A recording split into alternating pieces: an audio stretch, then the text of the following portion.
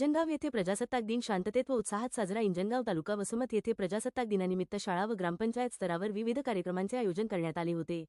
शाळेतील ध्वजारोहण शालेय समिती अध्यक्ष अनिल अडकिणे व मुख्याध्यापक सर यांच्या हस्ते संपन्न झाले.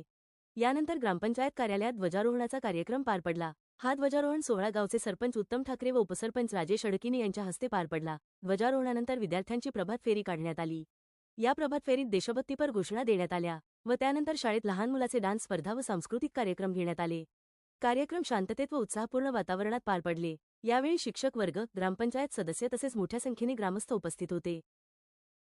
आज इंजनगाव या ठिकाणी प्रजासत्ताक दिन 26 जानेवारी 2026 रोजी आज या शाळेच्या प्रांगणामध्ये आणि ग्रामपंचायत कार्यालय इंजनगाव या ठिकाणी शाळेचे अध्यक्ष, गावचे सरपंच, पोलीस पाटील व इतर सर्व नागरिक या कार्यक्रमाला आवर्जून उपस्थित. प्राथमिक शाळा इंजनगाव या ठिकाणी प्रजासत्ताक दिनानिमित्त ध्वजारोहणाचा कार्यक्रम पार पाडण्यात आला. त्यानंतर विद्यार्थ्यांचे देशभक्तीपर गाण्यावर स्पर्धा, डान्सच्या स्पर्धा घेण्यात आल्या.